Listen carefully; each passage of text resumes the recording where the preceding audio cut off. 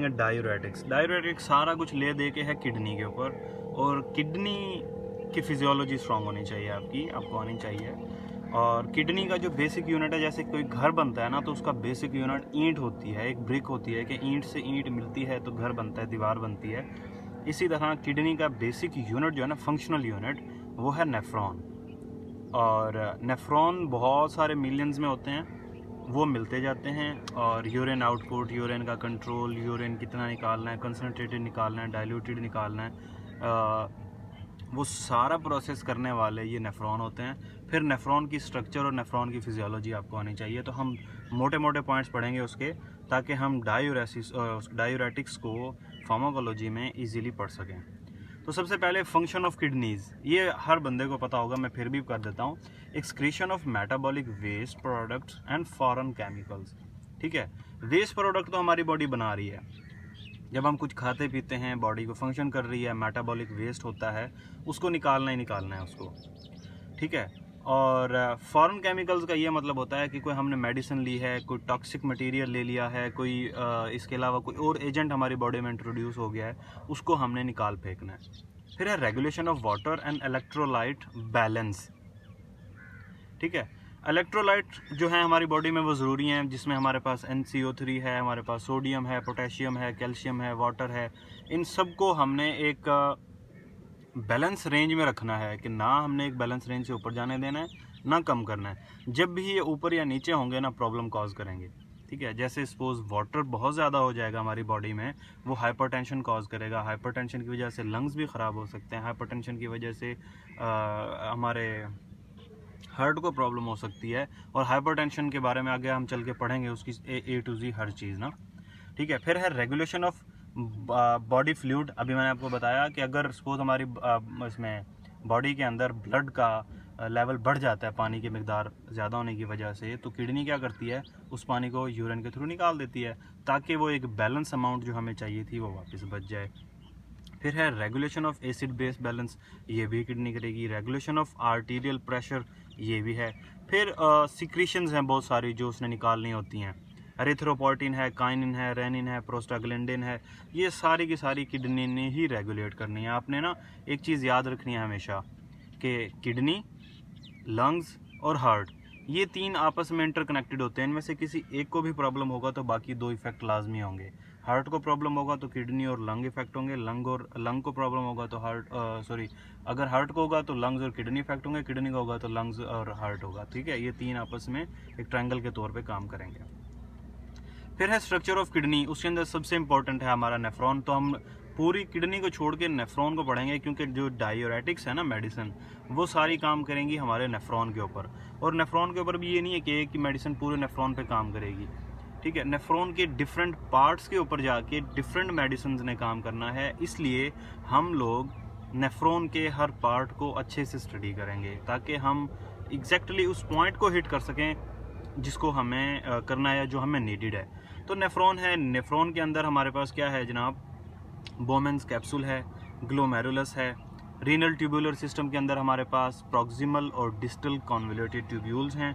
Loop of Henley है। फिर loop of Henley आगे डिवाइड होता है असेंडिंग और डिसेंडिंग पे, डिसेंडिंग और असेंडिंग। डिसेंडिंग पहले आता है क्योंकि पहले वो नीचे लैंड करता है, फिर अगेन ऊपर की तरफ चला जाता है। फिर आगे कलेक्टिंग डक्ट्स आ जाती हैं। नेफ्रॉन्स हमारे पास दो किस्म के होते हैं। ये फिजियोलॉजी में इसलिए मोटा मोटा पढ़ा रहा हूँ क्योंकि हर बंदे ने पढ़ा हुआ है। कॉर्टिकल नेफ्रॉन और जक्स्टा, हमें बढ़ाना है या कम करना है हमारे किडनी के अंदर, नेफ्रॉन के अंदर। ठीक है, तो the drugs act on renal tubules, increase the rate of urine flow and sodium excretion. के सोडियम जो हमारे पास सपोज सॉल्ट है, नमक है, उसको भी निकालना है, और यूरिन का लेवल बढ़ाना है। Adjust water and electrolyte balance, के वाटर और इलेक्ट्रोलाइट का जो बैलेंस है ना, वो हमने क्रिएट रखना है, ऊपर नीचे नहीं होने देना। जिनको हाइपरटेंशन है, जिनको किडनीज़ का प्रॉब्लम है, जिनको हार्ट का प्रॉब्लम है, उसमें ये इलेक्ट्रोलाइट बैलेंस जो है ये इम्बैलेंस हो जाता है, ये बैलेंस में नहीं रहता। फिर है जो मेन चीज़ है ना, वो है मोबिलाइज एडीमा फ्लूइड। एडीमा होता है स्वेलिंग हो जाती है। अब जिनके अंदर सपोज किडनी प्रॉपरली काम नहीं कर रही है या किसी और प्रॉब्लम की वजह से बॉडी के अंदर फ्लूइड रिटेंशन हो रही है, फ्लूइड बढ़ गया है, तब होगा क्या कि वेसल्स के अंदर से ब्लड निकलेगा और इंटरस्टिशियल स्पेसिस में आ जाएगा। वहाँ पे आने की वजह से स्वेलिंग हो जाएगी, आँखों के गिर्द ये जगह उनकी सूज जाएगी, हाथ और पाँव सूज जाएंगे। जो स्लाइड के अंदर पिक्चर दी हुई है उसके अंदर सही से क्लियर दिखाया हुआ है कि वो मोटे मोटे उनका मुंह सूजा होता है। फिर जो हम ये डायरेटिक्स मेडिसिन देते हैं ये किडनी के थ्रू फ्लूइड निकाल देती हैं। अब फ्लूइड निकल गया और उससे हमारे ब्लड फ्लो से, तो फिर वापस जो ये वाला जो फ्लूइड था ना, जो इंटरस्टिशियल स्पेसिस में था, ये वापस एब्जॉर्ब होके एक नॉर्मल लेवल क्रिएट कर देता है, जिसको हम बोलते हैं वाटर एंड इलेक्ट्रोलाइट बैलेंस। ठीक है, mobilise oedema fluid, hence managing disorders involving abnormal fluid retention. मैंने अब ये आपको उर्दू में बता दिया है, जिसमें हमारे मेजर क्लिनिकल यूज़ जो हैं वो हैं जैसे हाइपरटेंशन है, हार्ट फेलियर है, रीनल फेलियर है, नेफ्रोटिक सिंड्रोम है और सिरोसिस, ये मैं आपको अभी बता चुका हूँ। Diuretic action causes initial decrease in blood flow, blood volume, lowering peripheral resistance. ठीक है, जो ब्लड वॉल्यूम है ना वो हमने डिक्रीज़ करना है किडनी के थ्रू, उसको फ्लूइड को, वाटर को, सोडियम को, इनको हमने बाहर निकाल देना है। जब ये बाहर निकलेंगे तो ब्लड प्रेशर डिक्रीज़ कर जाएगा। जब ब्लड प्रेशर डिक्रीज़ करेगा तो ऑटोमेटिकली हाइपरटेंशन कम हो जाएगी। अब है हमारे पास फॉर्मेशन ऑफ यूरिन, कि यूरिन बनता कैसे है असल में। उसके लिए सबसे पहले हमारे पास क्या होता है, ग्लोमेरुलर फिल्ट्रेशन होती है। ठीक है, वो हमने पढ़ा है कि वो ग्लोमेरुलस फिल्ट्रेट बनता है, उस कैप्सूल से गुजरते हुए वहाँ पे एफरेंट आर्ट्रियोल्स आते हैं, फिर एफरेंट से वो वापस चले जाते हैं। आने वाले ए से होंगे, वापस जाने वाले ई से होंगे। वो अंदर जाके अपना जाल बनाते हैं जिसमें से वो अपने साथ वाटर, अपने साथ एक्स्ट्रा मटेरियल्स, मेटाबॉलिक वेस्ट, वो सारा का सारा निकाल देते हैं नेफ्रॉन के मुंह के अंदर, यहाँ पे निकाल देते हैं। यहाँ से फिर वो आगे की तरफ चलता है, और वो आगे कहाँ जाता है वो हम आगे पढ़ते हैं। वहाँ पे आती हैं हमारे पास कुछ ट्यूब्यूल्स होती हैं। सबसे पहले होंगे हमारे पास प्रॉक्सिमल कॉन्वोल्यूटेड ट्यूब्यूल्स। कॉन्वोल्यूटेड का मतलब होता है ऐसे उलझी हुई सी, ठीक है, ऐसे जिगजैग। जो बच्चों के लिए डायग्राम बनाई जाती है ना, ख़ास तौर पे हमारे लिए, उसमें मैं आपको दिखाता हूँ, उसमें ऐसे बना दिया जाता है उसको कि ये ऐसे कॉन्वोल्यूटेड ट्यूब्यूल। हालांकि उनकी मर्ज़ी है, वो जिस तरह मर्ज़ी पढ़े रहें, चाहे वो इस तरह पढ़ी रहें ना, ऐसे भी हो सकती हैं, लेकिन हमें वो समझाने के लिए ऐसे बनाई जाती हैं कि भी वो इस तरह हैं। उसके बाद है हमारे पास loop of Henle, distal convoluted tubules, collecting tubules. जो ग्लोमेरुलर फिल्ट्रेशन है वो हमारे पास each day the body produces 180 litre of glomerular filtrate, के 180 लीटर निकालती है, क्योंकि 20% तो हमारे टोटल कार्डियक आउटपुट का हमारी किडनी ले रही होती है उसको फिल्टर करने के लिए। ठीक है, अब जिन लोगों के अंदर किडनी का प्रॉब्लम हो जाता है उनको हम ले जाते हैं एंड पे डायलिसिस पे, और जब वो लोग डायलिसिस पे जाते हैं तो किडनी का काम करती है डायलिसिस मशीन। उनकी बड़ी सी वेन के अंदर से ब्लड निकाला जाता है और दूसरी वेन के थ्रू लगा दिया जाता है। ठीक है, उसके बाद है over 99% of glomerular filtration reabsorbed by the tubules, कि वो जितना फ्लूइड हमने निकाला था ना 99% तो वापस रीअब्जॉर्ब हो जाता है। सो drugs which influence glomerular filtration should get less urinary effect. ठीक है, कि सिर्फ 1% हम नॉर्मली निकाल रहे होते हैं। अब किसी के अंदर प्रॉब्लम आ रहा है इसका हाइपरटेंशन वगैरह का, तो हम उनको ड्रग देते हैं ताकि उनका जो यूरिन था वो पहले जितना था उससे वो डबल हो जाए, इंक्रीज कर जाए। Kidney regulates ionic composition and volume of urine by active reabsorption और सिक्रीशन ऑफ आयंस और पैसिव रीअब्जॉर्प्शन ऑफ वाटर। ठीक है, और उसके 5 फंक्शनल जोन होते हैं, अब हम वो पढ़ेंगे मेन, और उन 5 फंक्शनल जोन्स के ऊपर कौन कौन सी मेडिसिन काम करेंगी हमने वो पढ़ना है। ठीक है, तो उसने सिंपल लफ्ज़ों में यही लिखा है कि जो नेफ्रॉन्स है ना वो निकालता रहता है पानी को, जब ज़रूरत पड़ती है वापस रीअब्जॉर्ब कर लेता है, जब ज़रूरत नहीं है तो रीअब्जॉर्ब नहीं करता। अब यहाँ पे सिंपल सी एक चीज़ आप ये देखें, गर्मी के मौसम के अंदर जब आपका पसीना निकल जाता है, ठीक है, तो आपकी बॉडी में पानी का लेवल खो जाता है कम। तो पानी ज़्यादा पीने के बावजूद, कई कई गिलास, कई कई मग या कई कई बॉटल पानी पीने के बावजूद आपको यूरिन आ रहा होता है, कुछ ml में आ रहा होता है, और एग्जैक्टली येलो कलर में आ रहा होता है यूरिन, डार्क कलर में जिसको बोलते हैं, और थोड़ा थोड़ा आता है। उसकी वजह ये होती है कि उस वक्त हमारी बॉडी को फ्लूइड की नीड होती है, इसलिए वो रीअब्जॉर्ब कर लेती है वापस अपने फिल्ट्रेट को। लेकिन सर्दी में आप थोड़ा सा पानी पीते हैं, बार बार वॉशरूम जाना पड़ता है, बार बार यूरिन आता है। उसकी मेन वजह यही है कि उस टाइम हमारी बॉडी को पानी की या फ्लूइड की इतनी ज़रूरत नहीं होती है, इसलिए वो साथ निकाल देती है, पसीना नहीं आता है सर्दी में। फिर हमारे पास वो 5 फंक्शनल जोन कौन से हैं इंपॉर्टेंट, जो हमें याद रखने हैं पूरी फार्माकोलॉजी में, फिजियोलॉजी में। नंबर 1 पे हमारे पास प्रॉक्सिमल कॉन्वोल्यूटेड ट्यूब्यूल, जिसको हम पीसीटी या पीटी बोलते हैं, ठीक है। डिसेंडिंग लूप ऑफ हेनले, इसको कोई हेनले बोलता है, कोई हेनली बोलता है, ठीक है, मैं हेनले बोलता हूँ, डिसेंडिंग। उसके बाद है असेंडिंग लूप ऑफ हेनले, जिसमें वो लूप वापस ऊपर की तरफ चल रही होती है। फिर है डिस्टल कॉन्वोल्यूटेड ट्यूब्यूल, जिसको डीसीटी या डीटी बोला जाता है। फिर हैं कलेक्टिंग ट्यूब्यूल्स। ओके, अब तो सबसे पहले हमारे पास है प्रॉक्सिमल ट्यूब्यूल, जो प्रॉक्सिमल कॉन्वोल्यूटेड ट्यूब्यूल हैं, जिसके अंदर होती है passive diffusion of water from lumen to blood, ठीक है। ब्लड से तो हमने उस कैप्सूल के अंदर निकाल लिया था फिल्ट्रेट जितना निकालना है, अब बारी हो रही है रीअब्जॉर्प्शन की, ठीक है। Passive diffusion of water from lumen to the blood, अब ब्लड में हमने उसको वापस लेके जाना है टू मेंटेन ऑस्मोलर इक्वालिटी, ठीक है, ऑस्मोलर इक्वालिटी करनी है हमने। If not for the extensive reabsorption of the fluids and water in proximal convoluted tubules rapidly becomes dehydrated and lose its normal osmolality। कि वो कह रहे हैं कि अगर proximal convoluted tubules के अंदर हम reabsorption नहीं करते हैं अगेन, तो क्या होता है कि पानी जो है ज़्यादा हमारे ब्लड का वो निकल के चला जाता है यूरिन में और हम डिहाइड्रेटेड हो जाते हैं। तो उस डिहाइड्रेशन से बचने के लिए हमें अपना बीच में माइक बंद कीजिएगा किसी का ऑन है तो।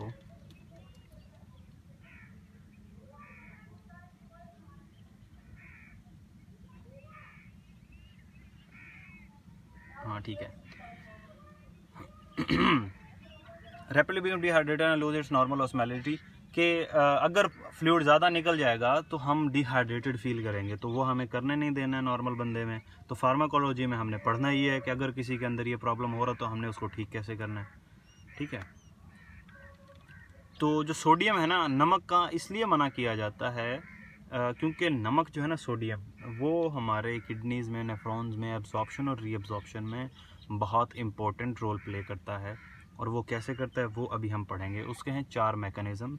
नंबर 1 है direct entry of sodium along favourable electrogradient, कि अगर फेवरेबल इलेक्ट्रोग्रेडियंट होंगे तो सोडियम डायरेक्टली एंटर कर जाएगा।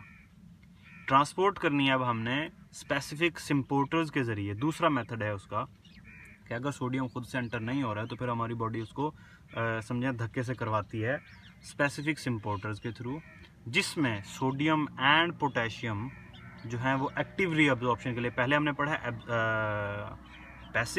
पैसिव में क्या होता है, हमें एनर्जी भी नहीं देनी होती है और वहाँ पे कोई कंपटीशन भी नहीं होता है। और फिर अब एक्टिव कर रहे हैं हम, यहाँ पे हमें एनर्जी देनी है, यहाँ पे कंपटीशन नहीं होता है। ये हमने पिछले 2 लेक्चर्स में पढ़ी थी ये चीज़, एक्टिव और पैसिव को अच्छे से डिस्क्राइब किया था। फिर है एक्सचेंज। अब एक्सचेंज क्या कर रहे हैं हम, exchange with the hydrogen atom या proton through sodium hydrogen antiporters in the luminal membrane. अब ल्यूमेन सॉरी मैंने आपको एक्सप्लेन नहीं किया, जो ट्यूब है ना, ट्यूब का जो अंदर का हॉलो एरिया है हम उसको ल्यूमेन बोलते हैं। उससे अगर हम एंटीपोर्टर के सोडियम हाइड्रोजन एंटीपोर्टर के थ्रू उसकी ट्रांसपोर्ट करवाएंगे। और 4th पे है diffusion. Diffuse through paracellular pathway, this takes sodium and water along to maintain electrical neutrality, कि हमने उसको न्यूट्रल रखना है इलेक्ट्रिकली, कि एक तरफ अगर सोडियम ज़्यादा हो रहा है ल्यूमेन के तो दूसरी तरफ हमें उसको बैलेंस करना है ताकि हमारा बैलेंस ख़राब ना हो इलेक्ट्रोलाइट्स का भी, और आइसोटोनिक रहे हमारा सॉल्यूशन।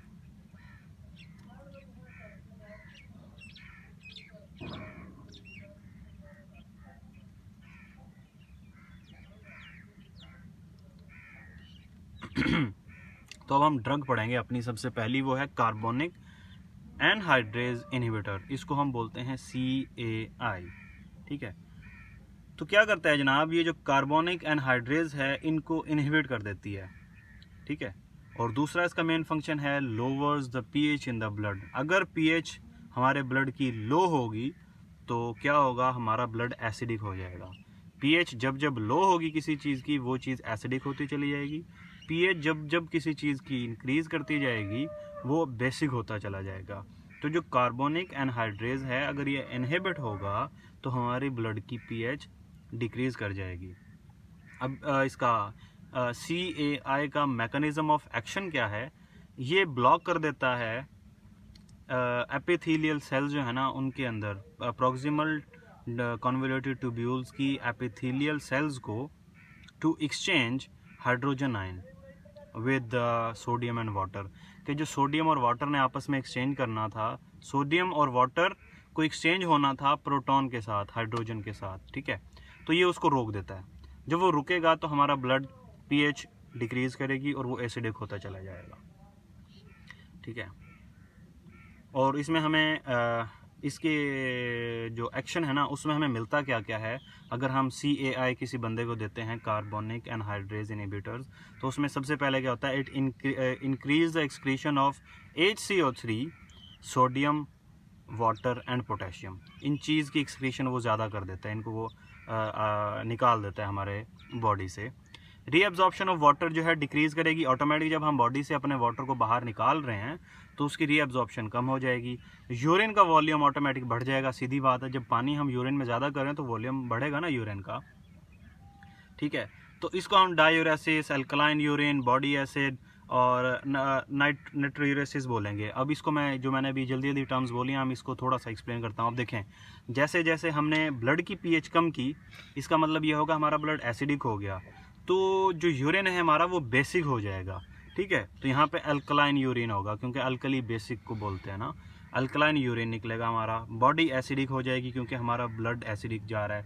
और डायूरेसिस होगा क्योंकि उसको यूरिन ज़्यादा आएगा, तेज़ तेज़ जल्दी। और हम ये मेडिसिन किस चीज़ में यूज़ करते हैं, अब है इसका क्लिनिकल यूज़। कि आप इतना पढ़ने का मतलब क्या है, आपने ये मेडिसिन जो है CAI कार्बोनिक एनहाइड्रेज इनहिबिटर देना किस में है, क्यों देना है, अब ये चीज़ इंपॉर्टेंट है, आप डॉक्टर हैं आपके लिए। सबसे पहले है ग्लाउकोमा, ये आप लिख लें GLAUCOMA। ये कोमा नहीं है ये है जो आपकी आंखें हैं ना, जो आई बॉल है, इसके अंदर प्रेशर बहुत इंक्रीज़ कर जाता है, बहुत ज़्यादा हो जाता है। उस प्रेशर की वजह से आंखें फटने वाली हो जाती हैं, बंदा देख नहीं पाता है और लोग अपनी आई साइट लूज़ कर देते हैं। तो उसका प्रेशर डिक्रीज़ करने के लिए हम ये मेडिसिन देते हैं ताकि हमारा यूरिन ज़्यादा बने और जो ये ग्लाउकोमा है ना ये ठीक हो जाए, ठीक है। दूसरा है हमारे पास एपिलेप्सी वगैरह हैं और पैरालिसिस है, और अगर हमें यूरिन अल्कलाइन चाहिए तो हम उसमें भी ये मेडिसिन देंगे, और हाइपरटेंशन में भी देंगे। यूज्ड एज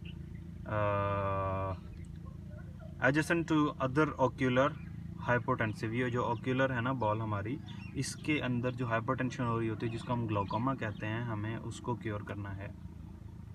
अब हम इसकी फार्माकोकाइनेटिक पढ़ेंगे। फार्माकोकाइनेटिक्स का क्या मतलब है कि जो हमारी बॉडी ड्रग के ऊपर असर करेगी, जो काम करेगी, वो उसको कितनी देर हमारी बॉडी में रहने देगी, और वो सारा कुछ अभी है। इसके 3-4 पॉइंट्स हैं। नंबर 1 ऑरल है। ये जो CAI मेडिसिन है ये हम ऑरली लेंगे अपने मुंह के थ्रू, 1 से लेके 4 दफ़ा, मतलब ये डोजेज आप डॉक्टर को डिसाइड करनी है, वो कर सकता है। अगर किसी को ग्लाउकोमा ज़्यादा है, हाइपरटेंशन ज़्यादा है, तो वो हम उसको दे सकते हैं 4 बार, अगर कम है तो 3 बार, और वरना 1 बार काफ़ी है। तो 8 से लेके 12 घंटे इसका इफ़ेक्ट रहता है हमारी बॉडी के अंदर, ठीक है। तो अगर 8 से 12 का हिसाब देखा जाए तो 8, 8 और 8 हम 3 डोजेज कर देते हैं कि 8-8 घंटे के बाद आपने ले लेनी है। और इसके एडवर्स इफेक्ट, कल हमने पढ़ा था कि कोई भी ड्रग होगी तो उसके साइड इफ़ेक्ट, उसके एडवर्स इफ़ेक्ट्स कुछ भी लाजमी होंगे। तो इस ड्रग के देखें फ़ायदे भी थे, अब हम इसके नुकसान देख रहे हैं, ठीक है। इसीलिए डॉक्टर्स को हमेशा बेनिफिट से ज़्यादा साइड इफ़ेक्ट पे ध्यान देना चाहिए कि वो एक चीज़ को ठीक करते हुए दूसरी को ख़राब ना कर दे। एडवर्स इफ़ेक्ट के अंदर सबसे पहले हमारे पास क्या होता है कि रीनल स्टोन फॉर्मेशन हो जाती है। अगर ये थोड़ा लंबे अरसे तक आप ये मेडिसिन लेते रहेंगे ना तो रीनल स्टोन्स हो जाएंगे। ड्राउजीनेस हो सकती है, जिसको बोलते हैं बंदा ऐसे हर वक्त ना ऐसे चकरा रहा होता है और ढीला ढीला बैठा होता है हर वक्त। फैटीग होती है पूरी बॉडी में, ऐसे जैसे दर्द हो रहा है, बंदा थका थका फील करता है। एब्डोमिनल डिस्कम्फर्ट होता है कि जैसे जीआईटी है ना पेट में, और इस तरह से अजीब अजीब जैसे एक सुकून नहीं होता है, दर्द वगैरह नहीं होगा लेकिन एक बेसुकूनी सी होगी। हाइपर सेंसिटिविटी रिएक्शन जिसको हम एलर्जिक रिएक्शन कहते हैं। अब हम बात करेंगे, हमने पहले ही पढ़ लिया था प्रॉक्सिमल कॉन्वोल्यूटेड ट्यूब्यूल्स को, उसकी मेडिसिन पढ़ ली कि कौन सी मेडिसिन उसके ऊपर इफेक्ट करेगी। यहाँ तक सबको समझ आ रहा है? कोई प्रॉब्लम तो नहीं किसी को? ये थोड़ा मुश्किल है, आई नो, जब ये स्लाइड वगैरह आप खुद पढ़ोगे तो आपको फिर ये ईजी लगेगा। अभी तो ऐसे ऊपर से गुजर रहा होगा, लेकिन ये है कि एक चीज़ सुन लोगे, समझ लोगे तो पढ़ने में बहुत आसानी होगी। तो मुझे ज़रा रिव्यू दे दें इस बारे में कि आपको सही से समझ आई है, आवाज़ वगैरह वीडियो क्लियर है?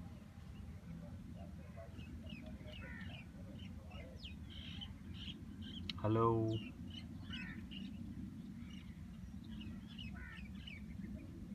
ऑल क्लियर, यस, ठीक है। इसके अलावा बाकी किसी को समझ नहीं आई?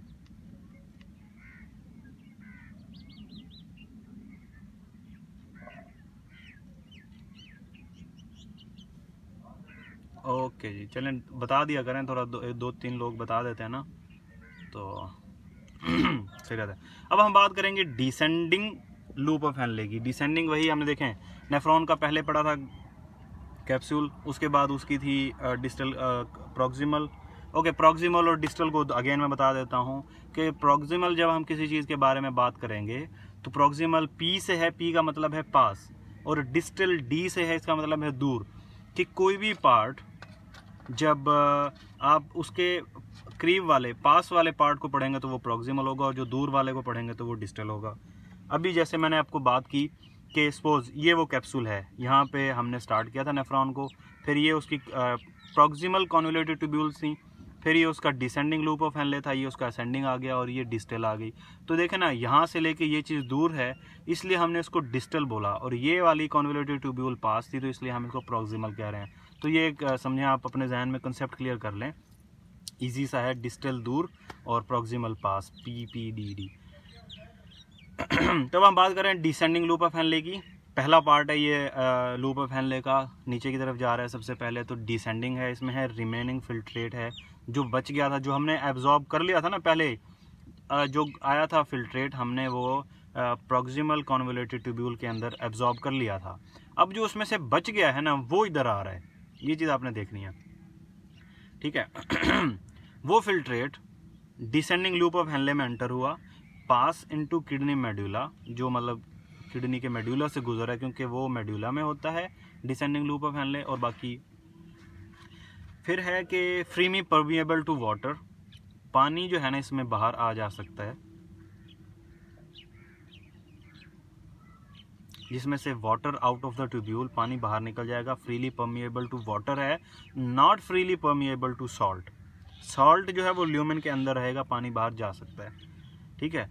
तो अब इसका हमें बेनिफिट क्या होगा, जो सॉल्ट की कंसंट्रेशन है वो उस ल्यूमेन के अंदर, ट्यूब के अंदर, डिसेंडिंग लूप ऑफ हेनले के अंदर सॉल्ट की कंसंट्रेशन इंक्रीज़ कर जाएगी। पानी फ्रीली परमिएबल है जो बाहर जा सकता है, तो पानी बाहर निकल गया तो इसलिए पानी अंदर कम हो जाएगा। ये चीज़ हो गई क्लियर?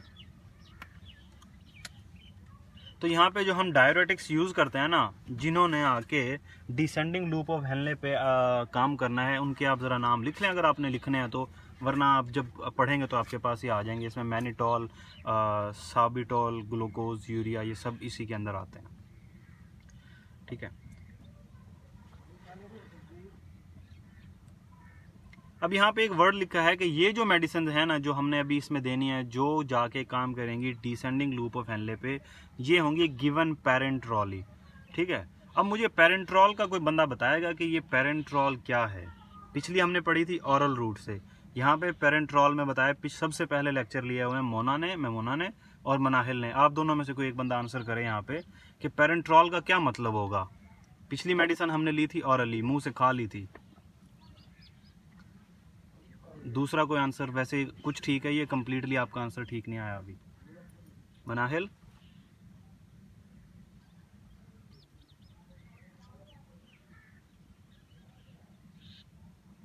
हेलो, मुझे आपका आंसर नहीं मिला अभी।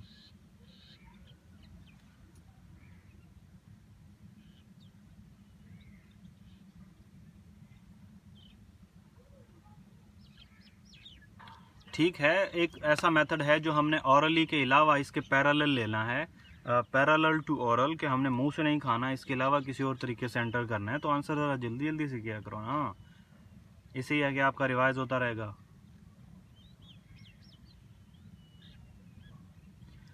ठीक है, इसका ऑनसेट टाइम होता है 10 मिनट्स के। हमने मेडिसिन जैसे इंसर्ट कर दिया अपनी बॉडी के अंदर तो 10 मिनट्स के अंदर ही अपना काम स्टार्ट कर लेती है।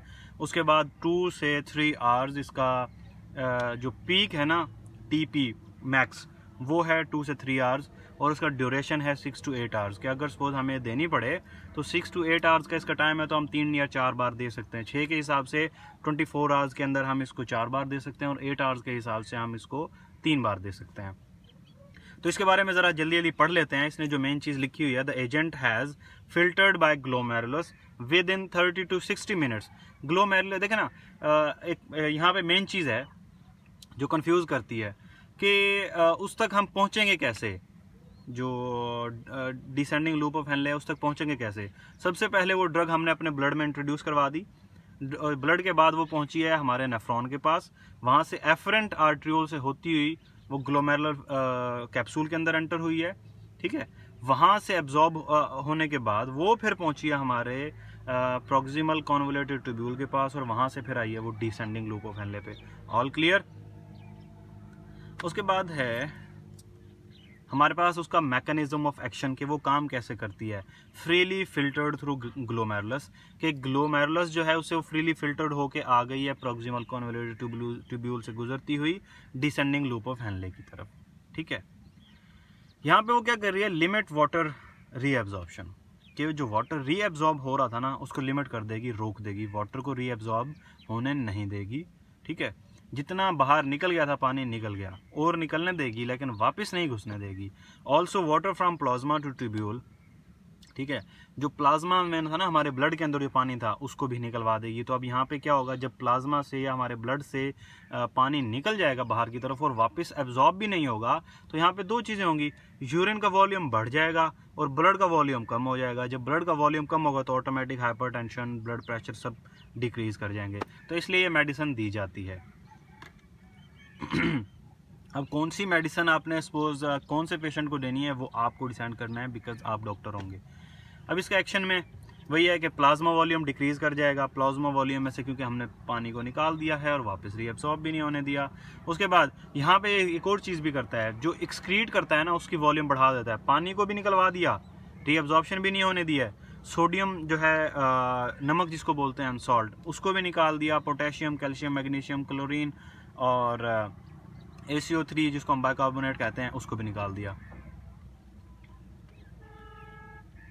इसकी फार्माकोकाइनेटिक्स, कि अब हमारी बॉडी इसके साथ क्या करती है, इस ड्रग के साथ जब हमने इसको दे दिया, एब्जॉर्प्शन लाजिम बात है, उसको हम एब्जॉर्ब कर लिया हमने, इसको हम देंगे सॉल्यूशन फॉर्म में 10 to 20% सोल्यूशन ओवर 1 आवर। ठीक है, 1 घंटे के अंदर 10 से 20% सोल्यूशन देंगे।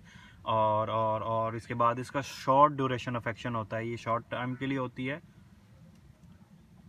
इंडिकेशन किस किस चीज़ के लिए हम इसको देंगे, जो हमने अभी ड्रग पढ़ी है ना, कौन सी थी,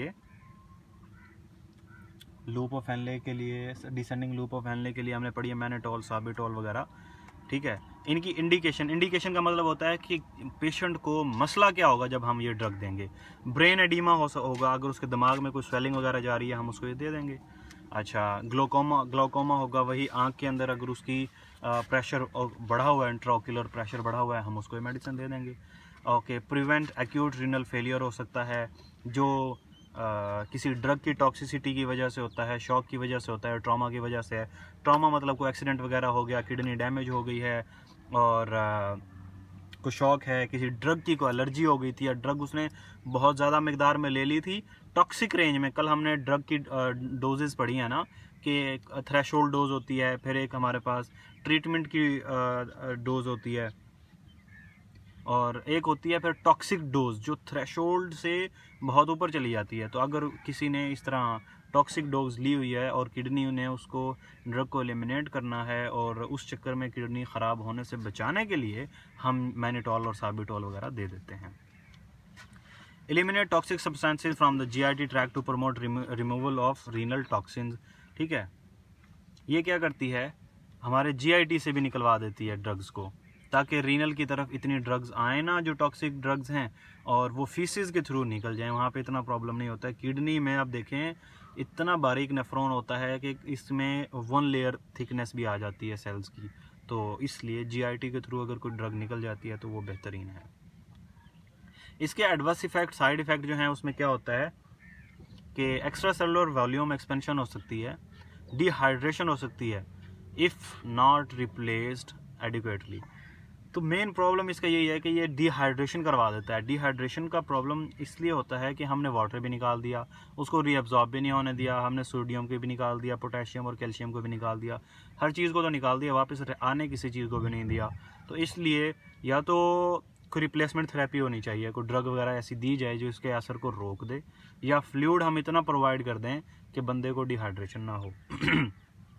डिहाइड्रेशन चेक करने के लिए वैसे मोस्टली जो है ना वो स्किन टेस्ट किया जाता है कि आप उसकी किसी बंदे की स्किन ऐसे पकड़ेंगे और छोड़ देंगे, वो 2 सेकंड्स के अंदर अंदर बिल्कुल नॉर्मल हो जाएगी। और जो वो होंगे जो डिहाइड्रेटेड बच्चे या डिहाइड्रेटेड पेशेंट होगा आपका, ये एक टिप बता रहा हूँ, आप उनकी स्किन खींचेंगे ना तो उनकी स्किन वापस जल्दी से नहीं जाएगी। देखिए जैसे मेरी स्किन में खींच रहा हूँ वापस चली जाती है फ़ौरन।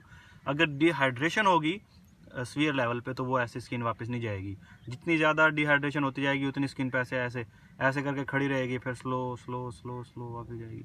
और उस बंदे की मूवमेंट भी स्लो होगी, डिहाइड्रेशन वाले की ऐसे देखेगा आपका, ऐसे आंखें भी स्लो स्लो खोलेगा। तो ये डिहाइड्रेशन की निशानियाँ हैं। इसके साइड इफ़ेक्ट्स में हेडेक होता है, नोज़िया और वॉमिटिंग हो सकती है, हाइपर सेंसिटिविटी जिसको हम एलर्जी बोलते हैं। उसके बाद है हमारे पास असेंडिंग लूप ऑफ हेनले। अभी टाइम क्या हुआ, आप लोगों की कोई क्लास वगैरह तो नहीं है? असल टाइम क्या हुआ है? 1 घंटा हो गया। अच्छा चलें अभी ये कंटिन्यू करते हैं। असेंडिंग लूप ऑफ हेनले आज हम पढ़ लेते हैं। अगर आपकी क्लास वगैरह नहीं है तो आज का टॉपिक कंप्लीट कर लेंगे, अदरवाइज़ हम कल पे छोड़ देंगे। मुझे बता दीजिएगा, कोई क्लास नहीं है आपकी, चलें किसी और की है तो भी बता दीजिएगा। ओके, अब हम असेंडिंग लूप ऑफ हेनले पे पढ़ेंगे। सबसे पहले हमने क्या पढ़ा? प्रॉक्सिमल। चलें फिर हम बस ये 5 मिनट का और है, उसके बाद ये कल कर लेंगे इसको, कोई प्रॉब्लम नहीं है, कुछ ज़ोर ज़बरदस्ती तो नहीं है, इसको समझना ही है बस, बाकी स्लाइड में भेज दूँगा। पहले हमने पढ़ा था प्रॉक्सिमल कन्वोल्यूटेड ट्यूब्यूल, उसके बाद हमने पढ़ा डिसेंडिंग लूप ऑफ हेनले, अब हम पढ़ रहे हैं ascending loop of Henle. Ascending loop जो है ये क्या करती है? Unique in being impermeable to water. जो था डिसेंडिंग लूप ऑफ हेनले उसमें क्या था? वाटर फ्रीली परमिएबल था, पानी आ जा सकता था, लेकिन हम ड्रग दे के वाटर को रोक देते थे। अब क्या होता है, यहाँ पे इम्पर्मिएबल टू वाटर है, यहाँ से पानी ना आएगा ना जाएगा, पानी रुका रहेगा, बट एब्जॉर्ब साल्ट एक्टिवली। अब ये क्या कर रहा है? पिछला हमें सॉल्ट को नहीं बाहर जाने दे रहा था। जो डिसेंडिंग लूप था उसमें आपने मेन पॉइंट ये देखा था कि वहाँ से सॉल्ट जो है वो नहीं आ जा पा रहा था। ये वाला क्या कर रहा है कि सॉल्ट तो इजीली आएगा जाएगा, पानी नहीं आ जा सकेगा बाहर, ठीक है। तो अब अगर हम ये देखेंगे कि पानी अंदर खड़ा हुआ है तो इस पॉइंट पे आके यूरिन डाइल्यूट होगा, अगर सॉल्ट बाहर चला जाता है तो बाहर हमारे पास कंसनट्रेटेड यूरिन, कंसनट्रेटेड ब्लड कह लें, कंसनट्रेटेड फ्लूइड कह लें, वो मिलेगा। 25 to 30% of sodium is reabsorbed here, कि 25 से 30% जो हमारा नमक है, सोडियम है, वो वापस हमें मिल जाएगा, ठीक है। यहाँ पे हमारी जो ड्रग्स होंगे ना, जैसे हमने पीछे जो पढ़ी थी, अब यहाँ पे हम जो ड्रग पढ़ रहे हैं, हमारे पास फ्यूरोसमाइड है और ब्यूमेटामाइड है, और एक और होती है यहाँ पे थर्ड में, एथाक्रेनिक एसिड। हाँ, ये 3 होती हैं मोस्टली जो यूज़ की जाती हैं इसमें, फ्यूरोसमाइड, ब्यूटेमाइड और एथाक्रेनिक एसिड। यस,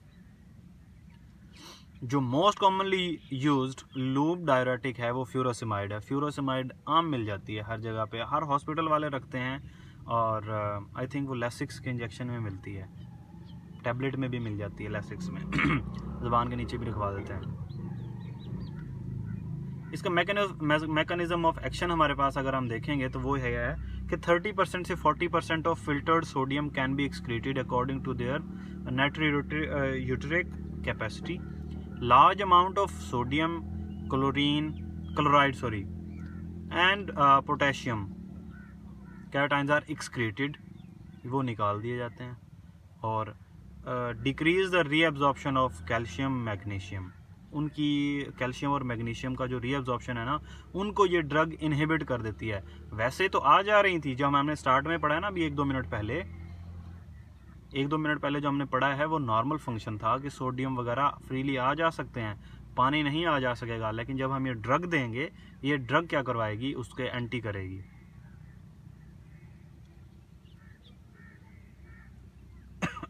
इसके क्लिनिकल यूजेस क्या हैं? ठीक है, क्लिनिकल यूजेस वही इंडिकेशन, हम इनको क्यों यूज़ करेंगे। एक्यूट पल्मोनरी एडिमा, पल्मोनरी मतलब लंग्स, एडिमा मतलब स्वेलिंग, के कोई लंग्स की में कोई स्वेलिंग वगैरह हो गई है एक्यूट, तो हम उसमें ये यूज़ करेंगे।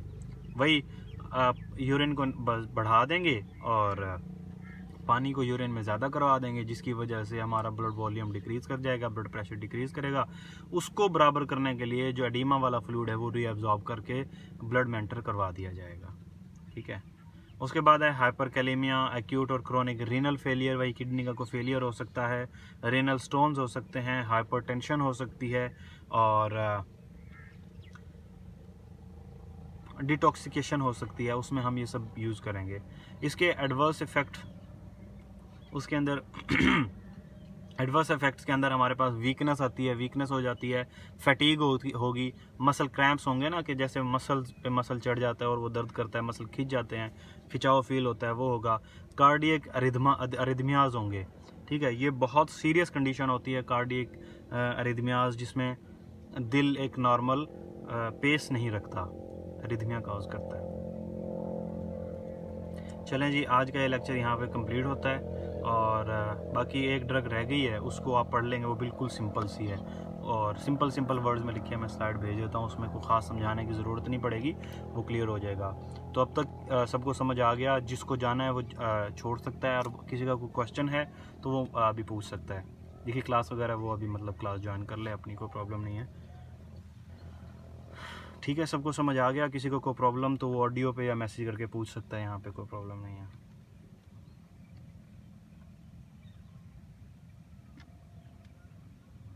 हेलो, कोई रिस्पॉन्स ही नहीं है।